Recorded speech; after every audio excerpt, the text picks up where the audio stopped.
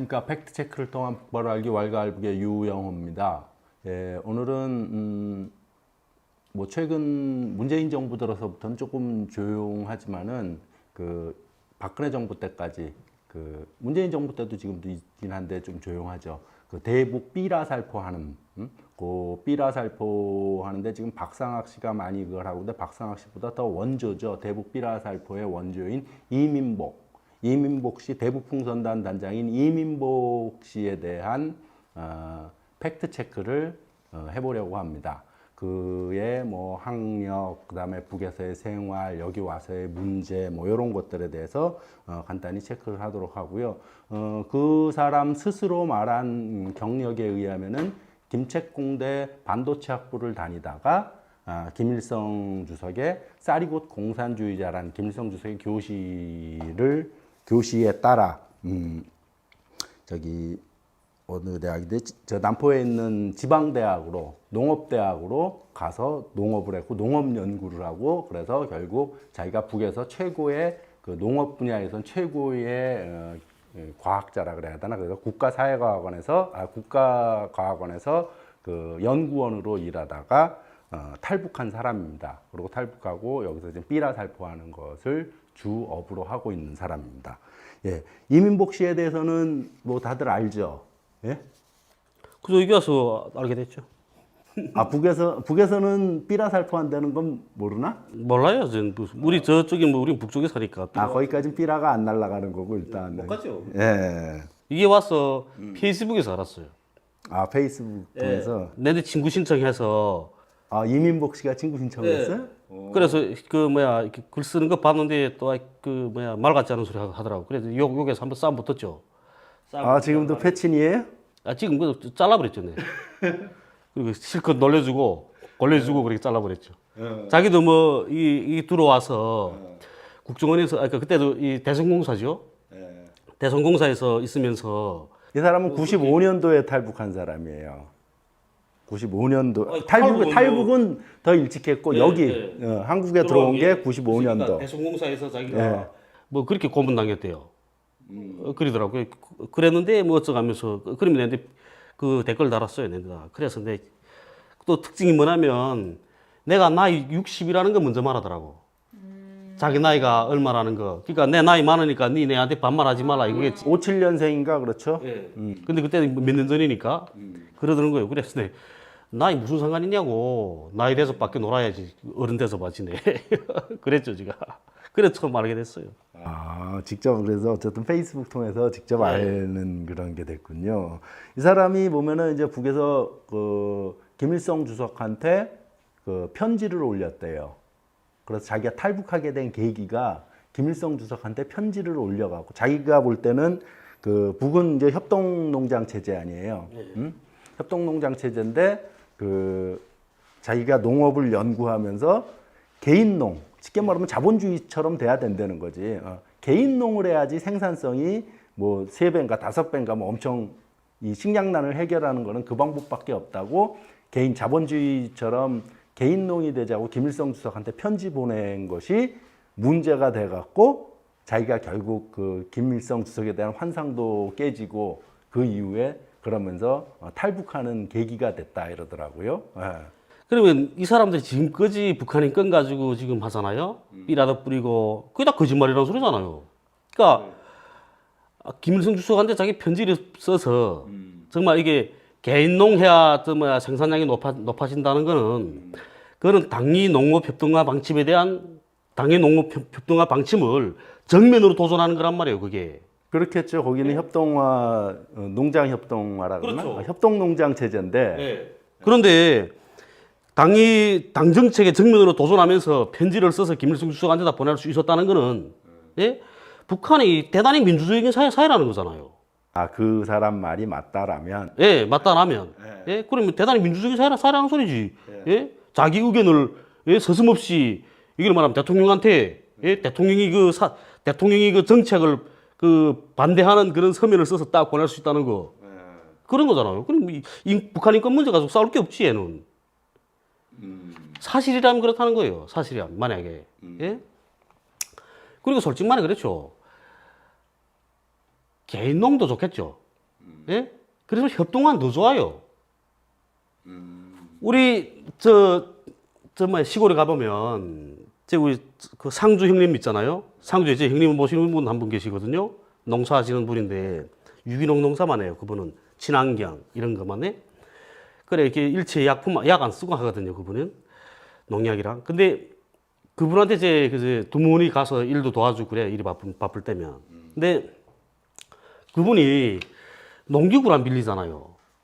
농기구를 빌리는데 농기구 빌리게 되면 돈 내고 빌려. 가서. 예? 돈 내고 빌리고 그 농기구 마사지게 되면 또 변상해야 되고 이렇단 말이에요. 예? 그리고 농민들이 자기 농기구를 자기가 가지고 있어야 되잖아요. 그렇죠. 그러지 않으면 많은 돈을 주고 빌렸어야 하거든요. 그러면 농민도 부담이에요.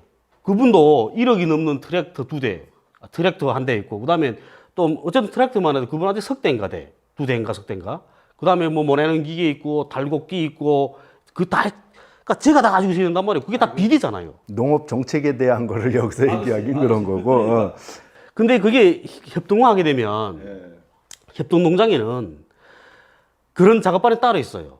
기계화 작업반이라고. 기계화 작업반이 따로 있어가지고 기계화 작업반에서 모든 이게 밭도 갈아주고 이런단 말이에요. 그러니까 역할 분담을 서로 나누는 거죠. 네, 그렇죠. 그러면 농민들이 많이 쉬워요. 누구는 뭐 채소 농사만 하고, 누구는 알곡 농사만 하고, 누구는 기계 관리하고, 뭐 이런 식으로 네, 쭉 그렇죠. 역할 분담을 나눠서 하는 그러니까 건데. 능력에 따라서 다 하잖아요. 네, 근데 어쨌든 이 사람은 개인농이 더 했다 해서 제가 김일성 주석한테 1호 편지를 보냈고, 그것이 안 접수돼 갖고 이제 탈북을 결과적으로 탈북하게 된. 이 보니까 개인농 하니까 네? 협동농장에서 생산하는 생산량보다 3배를 하더라고. 그랬거든요. 보니까. 근데 개인농이 협동농장에서 생산하는 것보다 3배 생산할 수가 없어요. 왜 그러냐면 개인들이 하는 다루는 밭 있잖아요. 그런 밭은 더 척박한 땅이란 말이에요. 협동농장 땅보다. 알아요. 근데 그런 땅에서 네?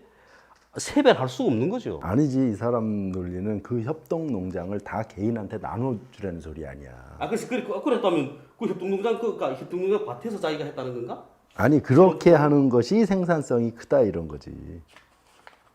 말이 안 되는 거지 그거는. 말이 안 되는 거예요. 그러면 이제 그리고 약간 여기서 좀 다른 것은 그 이민복 씨는 이제 그렇게 해서 아까 말씀드렸듯이 1호 편지를 올렸다가 안 받아들여져서 이 길이 아닌가 보다. 그러다가 남쪽이 자유로운 사회다라는 거를 뭐 이렇게 사람들 통해서 알게 되고 그래서 결국은 탈북하게 됐다. 당시에 그래서 90년에 탈북을 했다 그래요. 근데 90년에 탈북하고 처음에 탈북했을 때는 중국에서 중국 국경경비대에 잡혀갖고 북송돼갖고 왔다가 두 번째 다시 탈북을 해서 중국을 통해서 러시아로 갔다 이러거든요. 러시아로 가서 일로 왔는데 자기 스스로도 그렇고 이제 북쪽 보도 자료라 그래야 되나 북쪽에서 발표한 것도 보고 그러면 이 사람은 모든 나라에서 다 감옥 생활을 했어요. 물론 이제 북에서 얘기한 건 이 사람은 절도, 뭐 사기, 강간 이런 걸로 감옥살이를 했다. 근데 이 사람은 자기가 어떤 이유로 감옥살이 했다는 얘기는 안 나오지만 4개 나라를 쭉 한국에서도 이제 감옥살이로 치면은 4개 나라에서 한국이 가장 민주적인 감옥이라 그러더라고 이 사람은. 민주적인 감옥인데 그러면 대성공사에서 자기 얻어 터졌다면서 내가 그랬거든요. 아 그래? 예, 대성공사에서 나는 그 간첩으로 몰려서 예. 얼마나 고문받았는지 모른다고. 그러면 그 고문받은 게 민주적인 건가? 김책공대 반도체 학부 거기 다니다가 순천 농업 전문. 농업 전문대로 갈 수 있는 건가? 갈 수야 있겠죠. 근데 얘도 그냥 김윤희보다 더하네요. 김윤희는 그래도 김일성 종합대학에서 청진외대로 갔지. 얘는 김책공대에서 김책공업종합대학에서 또 반도체 학부에서 예? 김책공업종합대학 반도체 학부라는 게 진짜 그거는 수제들만 가거든요. 근데 그 반도체 학부에서 저기 어디 지방에 있는 농업 전문학교 그 길을 갔다는 거 2년제로. 그러니까 김일성 교실을 받들고 농업을 일구기 위해서 자기가 또라이란 소리지 또라이. 북에서는 이 이민복 씨의 학력은 중졸이라고 발표를 해요. 그랬겠죠. 예. 중졸이라고 그걸 쓰는 거 보게 발표하는데 되면 딱 알래요. 예. 중졸이라고 발표를 했고 이 사람은 거기서 농업 관련했던 것은 분조장을 했었다. 네, 농장에서. 근데 분조장이라 그러면 한 분조가 한 18명이 한 분조잖아요. 그 18명의 분조의 장을 한 게 전부인데 북의 발표에 의하면은 이 사람은 지금 어쨌든 농업대학을 나와갖고 국가과학원까지 농업과학원인가 뭐 어쨌든 국가과학원까지 연구원으로 했고 농업계에서 권위자였다. 자기 표현대로 하면 그러죠. 그 농업 연구 분야에서 그런 표현을 써요. 공화국 제1의 권위자였다. 자기가. 분조에서 제일 권위자라는 말을 지금 그렇게 쓰는 거 아니야? 아, 그러니까 그렇죠. 자기가 그러면 어느 부문에서 건의자였다는 거. 그게 있어야 될 거 아니에요. 전공 분야. 자기 전공 분야가 예? 뭐 농업과학 그 연구 부문 전반에서 자기 권위자는 아니었을 거고 예? 이런 애들 뭐 이름도 없었겠지. 그러면 어느 부문에서 권위자였고 그 권위자였으면 북한에 발표된 논문이나 예? 뭐 이런 게 있을 거 아니에요. 자료가. 그러면 제가 그걸 나 이렇게 됐다 하면 우리 같은 사람들 또 알아볼 거 아니에요. 또. 예? 북한에 정말 그렇게 발표된 자료들이 있는지. 예? 그러니까 이게 얘들이 특징이 그러더라고. 그러니까 자기를 북한에 있을 때 자기 경력을 내세우는 애들이 특징이 딱 찍어 말 안 해. 내처럼 딱 찍어 말해. 강건종합공관학교 최호동 졸업생하고 딱 이렇게 경성고등물리 전문학교 최호동 딱. 예? 북한군 뭐 8군단 직속 114 땅크인데 차라리 김현희처럼 말 안 하든가 거민증번호라든가 그렇죠. 당첨번호를 말 안 하든가 그래야지. 네. 얘는 완전히 대학도 못 간 게 어느 대학 졸업생이고 어쩌고. 대학 못 간 게 죄는 아닌데. 글쎄. 물론 뭐 우리가 이거는 확인해 볼 수는 없어요. 북쪽에서 발표한 것도 솔직히 그게 정확한 건지 아닌지는 확인할 수는 없지만 어쨌든 북쪽 발표와 이 사람의 여기서 말하는 것들 그런 것은 분명히 차이가 있는 것인데 이 사람이 이제 자기가 쓴 글에 보면 문제가 뭐냐면은 이제 탈북하기로 결심을 했을 때 일단 국경을 넘는 것이 어렵고 그러면서 북한의 연좌죄 자기가 한 사람의 죄가 가족들에게 피해는 게 너무 봉건적으로 아주 반인륜적인 북한이 그렇다는 거예요. 그래서 자기가 그게 되게 걱정이 됐다. 자기가 탈북했을 때 자기 가족들이 받는 그 고통. 근데 마침 이 사람이 그리고 김주석한테 농업을 개인농으로 바꾸자라고 그 편지를 쓰려고 했을 때 부인이 반대했다는 거야. 그건 너무 위험하다. 그러면서 부인이 이혼을 했다는 거예요. 뭐 그 말이 사실인지 아닌지 차치하고 그래서 자기는 이미 그래서 이혼을 했기 때문에 다행히 자기가 탈북할 땐 이혼을 했기 때문에 부인이나 처자식에 대해서는 고통당할 게 없잖아요. 이제 처자식 배 안에 있는 처자식까지 다 걱정했네. 가족 부모님들은 걱정이 돼서 근데 표현이 웃겨요. 조용히 몰래 탈북을 했다야. 그 가족 부모님들이 걱정이 돼서. 근데 여기 와서 하는 행동을 보면은 그건 아니지. 여자를 한다면 북한에서 제 그런 일 하면 안 되지. 그럼 아버지 엄마가 피해를 입겠는데. 그리고 이제 어쨌든 북쪽에서 발표한 자료로는 그래요. 그 부모님들 거의 살아 계시잖아요. 부모님 살아계셔서 그 부모들이 아버지 어머니가 한 표현을 그랬어요. 이 하늘 아래서 머리를 들고 다닐 수 없다. 이민복 내 아들 때문에. 또 한 분은 짐승보다 못한 놈을 낳았구나. 그 무료막심한 놈을 낳은 나 자신을 저주한다. 부모님들이 북에서는 그러고 그 탈북한 이민복 지금 여기서 대북 풍선단 인민복이가 가족한테 피해가 갈까봐 조용히 탈북했다고 하잖아요. 자기 글에 그렇게 근데 탈북자들 치고 서리 치면서 탈북하는 사람이 누가 있겠어요? 몽땅 조용히 탈북을 하죠. 근데 그렇게 탈북하고 와서 삐라 날리고 별 호튼 제일 나쁜 짓을 많이 했잖아요. 그 나쁜 짓 한 사람의 부모가 아직까지 살고 있어서 이 부모님들이 막 원통해서 저런 아들을 낳았다는 게 부모님이 아직 살아있어요. 연좌제 걸렸다면 그런 반역죄를 지은 부모는 이미 뭐 처형됐거나 어디 정치범 수용소에 갇혀 있어야 되겠죠? 뽀듯이 살아있단 말이죠. 탈북 한의사 있잖아요. 걔네 형제가 있어요. 내 TV나 자주 나오는데 그 걔들이. 근데 걔네도 그렇잖아요. 걔네 형님 먼저 여기 왔거든요. 여기 와서 기자회견 다 그랬잖아요. 예? 연재제가 있다면, 간에 형제들 다 왔어요, 여기로. 엄마도 데려왔다 그러더라고. 그러면, 연재제가 있다면, 간에 형제들 다 죽어야 돼. 오지 말아야지, 여기로. 연재제 말하는 애들이 다 그래요. 그러니까 그게 말도 안 되는 거란 말이에요. 말도 안 되는 건데 사람들은 속아 넘어가잖아요. 또 이 이민복이 삐라 뿌리는 데 대해서 그 또 지지하는 사람들도 많더라고요. 많아요. 근데 왜 그러냐. 북한에 대한 중호 하나만 가지고 안 된다. 예? 그러니까 만약에 이민복이 삐라 뿌림으로 해서 만약 그 일로 해가지고 전쟁이 일어나거나 국지전이 벌어진다면, 예? 북한에서 전번에 한번 쐈잖아요. 간에 이 풍선에다가. 예? 그래서 국지전이 벌어진다면 우리 대한민국 그 국민들이 아들들이 나가 있잖아. 아들딸들이 전선에. 예? 그 나가 있는 그 애들이 다치는 거예요. 지 새끼들이. 그러니까 자기 자식들이 나가 다치는데 그건 생각하지 않고 이민복이 나가서 이거 뿌리는 거는 잘하는 거라 그러는 거예요. 그러니까 이건 터무니없는 중고만 가지고 있다는데요. 그러면 안 되는 거예요. 자기 자식들을 위해서, 자기 옆에 있는 친구, 지인들의 자식들을 위해서라도 이런 일은 하지 못하게 막아야죠. 어르신들이. 근데 삐라 날리는 것 자체가 이 사람들은 이 북의 현실에 대해서 좀 인민들한테 눈을 틔워주고 알려주겠다, 실상을 알리겠다 이런 목적으로 좀 말을 하는데 이거 완전 사기예요. 제가 40인을 북에서 살고 지방에서도 한 10년 살고 하지만 삐라 한 개도 못 봤어요, 솔직히. 지방에서 삐라 혹시 봤어요? 북에 있을 때? 더 북쪽인데. 더 북쪽이고 우리는 저기서 신의주 쪽에 있었잖아요. 평북도에 있었으니까.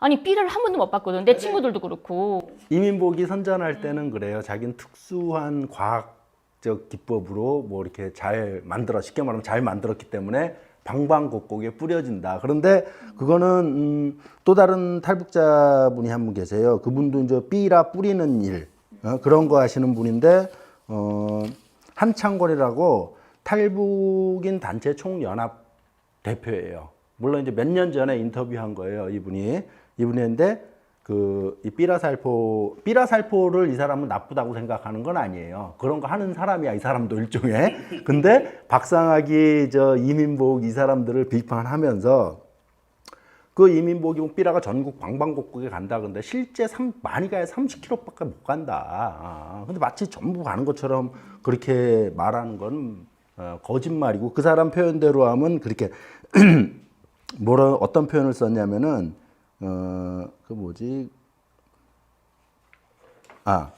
과학적으로 뿌리는 것처럼 이야기하지만 그건 쇼다. 아까 그 삐라 봤냐고 물어보길래 그러면서 자기도 그 함흥에서 32년 살았지만 삐라 한 장 못 보고 거의 아무도 본 사람 없다. 그리고 실제 날아갈 수 있는 거는 뭐 많아야 30km 범위인데. 그 사람 그분 그 영상 저도 봤거든요. 근데 봤는데 그게 그 풍선이 2.4km까지 달 수 있다 그러더라고요. 그러다고 한 10m 되는 있잖아요. 풍선. 큰 대형 풍선에 무게 다는 건 2.4kg밖에 못 단다 그러더라. 그래야 날아간다 이거예요. 500매짜리 500매짜리 A4용지 있잖아요. 500매짜리 A4용지 한 묶음이 그게 2.5kg거든요. 요 한 통이라 그래야 되나? 그게 2.5kg예요. 그럼 2.5kg면 500매잖아요. 예? 쟤들이 보내는 게 요만큼 돼요. 요만큼 돼, 삐라가. 예? 근데 삐라 그분도 말하더라고. 되도록해들도 얇은 거, 비닐 같은 거 아주 얇은 거 쓰더라고. 이런 종이가 아니에요. 네, 그렇지만 몇십만 장은 안 된단 말이에요. 그게 못 날리죠. 예. 그리고 봐요. 이만큼 큰 거, 그분도 표현 그렇게 하더라고. 이만큼 큰 거 보낼 돈을 받아가지고 요만큼 손바닥만한 거 보낸다고. 예, 그러니까 나머지 돈은 이만큼은 떼먹는 거지. 예, 지들이. 그러니까 이건 삐라 뿌리는 거는 이게 북한 인권을 위해서 노력하는 게 아니거든요. 같은 탈북자 이 사람도 그거 하는 반복적인 사람인데 이 한창권이라는 탈북인 단체 총연합회 대표 이 사람도 삐라 뿌리는 행위 자체를 비판하는 게 아니라 쉽게 말하면 10만 원어치 뿌리면서 100만 원어치 뿌린다고 하고 나머지 90만 원은 걔들이 다 먹는 거다, 나눠 먹는 거다. 제가 이게 북한인권 제3의 길이라는 라디오가 있었어요, 옛날에 몇 년 전에. 근데 거기에 사무장을 하던 선모 씨 그 대표가 있었는데 그 사람이 스웨덴 망명을 했거든요. 망명했다가 지금 한국에 다시 들어왔는데 그분이 뭐라고 스웨덴 망명에 가 있을 때 망명권 끝나기 전에 국적을 받기 전에 저거 전화를 몇 번 했었어요. 근데 그때 무슨 말을 하냐면 제가 그 말 듣고 정말 삐라에 대해서 난 아예 몰랐는데 처음 듣게 됐는데 이 삐라가 한 번 날리는데 거기에 충전비, 그다음에 달러 몇 장, 그다음에 이거 인쇄비, 그다음에 운반비, 식사 때 무슨 뭐 이런 인원 뭐비 전 몇 배로 정말 많이 불커서 200만 원 든대요. 한 번 버리는데 200만 원 드는데 그걸 예산을 1,000만 든다고 보고를 한대요. 그러니까 정부에서 주는지 미국 어디서 돈이 들어온지 모르겠어요. 저는 정확히. 근데 그 돈을 1,000만이라고 하기 때문에 한 번 버리면 실제 많이 불커서 200만만 쓰면 1,000만 원 받는 거예요. 그러니까 이게 하나의 북을 알리자는 게 아니라 하나의 상업용 직업인 거죠. 그러니까 이게 정부가 막게 되면 얘는 목숨줄이 지금 생계가 위험한 거예요. 박상희 같은 경우도 외제차 타고 노래방 가서 여자들 막 구타해서 막 구속되고 막 그런 일도 있고 막 있었잖아요. 근데 이런 것들이 이 삐라를 날려야만 자기가 먹고 살 수가 있는 거야. 돈벌이를 위해서 생존을 위해서 하는 거지. 근데 뭐 아까 그 말이 뭐 정확한 수치야 뭐 한번 확인했을 땐 200만 원 드는 거 1,000만 원 신고해서 받으면 상당한 고부가 가치 산업이네요. 근데 그 대신 거기에 아무나 못 끼어요. 딱 자기네 친척끼리만 한대요. 처남, 처형 뭐 이게 친척끼리만 하지 누구도 못 들어오게 한대요. 자기네 사업이니까. 네. 여기 이렇게 뭐 썼댔네요. 얘가 박상희가 자기가 가서 보이보에 잡혀서 조사를 받을 때 국제 엠네스티가 와서 떠들고 있을 때였고 뭐 이렇게 그런데 여기서 너무 많이 잡아들여서 적을 많이 만들지 말며 또 세계 인권 운동이 표적이 되고 있으니 될 수 있으면 근로단체 조직들을 통해서 교양 개조시켜라 이런 것이었다. 그래서 1차 북송돼서 처음 이제 중국으로 탈북했다가 다시 왔을 때 박상학이 말로는 그거야. 어쨌든 감옥에 들어갔다. 그런데 국제 엠네스티 이민복이 박상학이래. 이민복이 그 감옥에 있었는데 당시 국제 엠네스티가 방북을 하면서 인권 문제가 되면서 자기를 풀어줬다. 그래서 자기는 또 탈북을 한 거다. 논리는. 북한이 실제 그러거든요. 북한은 내부 이적을 만들자고 안 그래요. 그래서 북한 법이 기본의 원칙이 뭐냐면 주동은 치고 피동은 포섭한다 이렇단 말이에요. 그렇기 때문에 이렇게 이런 탈북에 도강했다 그다음에 뭐 비법불경했다 그러죠.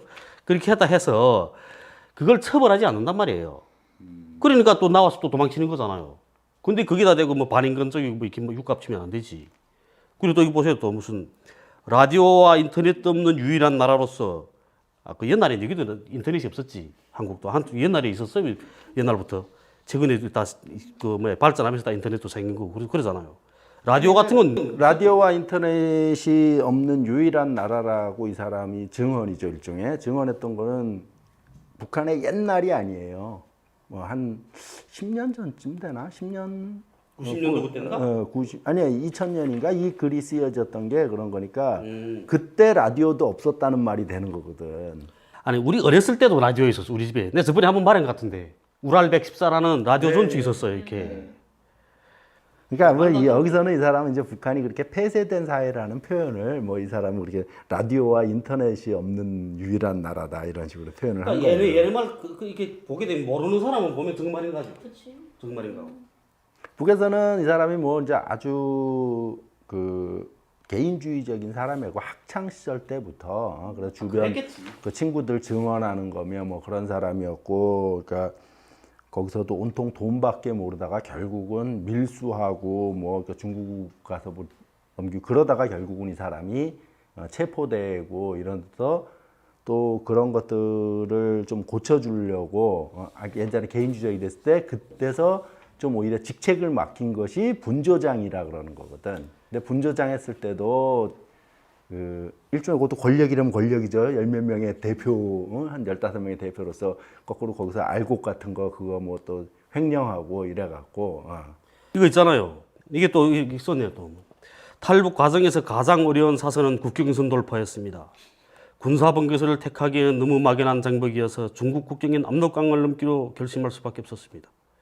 중국 국경은 최근 탈북자의 증가로 북한 당국이 가장 경계하여 감시병을 수배나 증강한 삼엄한 상태입니다. 천신만고 끝에 국경을 돌파한 나는 이제 살았구나 하는 안도의 숨을 쉬는 듯 했지만 이렇게 써. 이 당시가 90년도잖아, 얘가 지금 탈북했다는 게. 예? 90년. 네. 북에서 발표는 89년에 이 사람 탈북했다고 자신은 90년이라고 표현을 해요. 어쨌든 89년이나 90년에는 어쨌든 1년 차이밖에 안 나니까 옛날에 이때는 국경이 삼엄하지 않았거든요. 우리 국경 마을에 살았잖아, 우리 두만강, 우리 무산이랑 두만강 딱 입히거든요. 그 건너가면 하령이에요. 하령에 시장 장발로도 다녔단 말이에요, 사람들이. 그리고 이때는 국경경비대 초소라는 게 있잖아요. 그러니까 몇십 리 가도 하나씩 그저 그래서 그저 국경이라는 게 그저 그 동네집이나 같았다는데 거기는.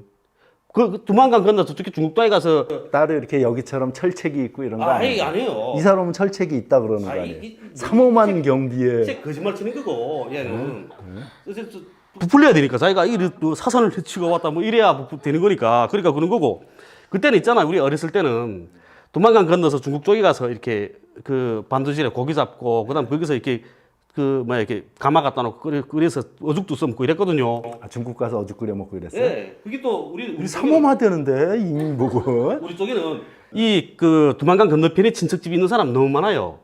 뭐 큰아버지 무슨 뭐 사돈집도 있고 막 이렇거든요. 우리 쪽에는 다 그래. 연대는 마음대로 왔다 갔다 했으니까 아침에 깨나면 그 뭐야 문 열고 잘 잤어. 이게 두만강에도 좁단 말이에요. 잘 잤어 하고 그리고 그다음에 큰아버지 잘 있어 하고 그리고 뭐 그랬어요. 옛날에는 우리 아이 적에 내 이 속도 빙상했거든. 그러니까 스피드 스케이트 그거 했단 말이에요. 구락부에서 그거 했는데. 그 할 때 이렇게 그 두만강에 나가서 이렇게 그 우리 훈련한단 말이에요. 두만강에 나가서 그러니까 복호 지기 전에 이렇게 강물이 이렇게 불어나면 이렇게 얼음이 되잖아요. 그거 지기 전에는 두만강 나가서 훈련해요 우리가.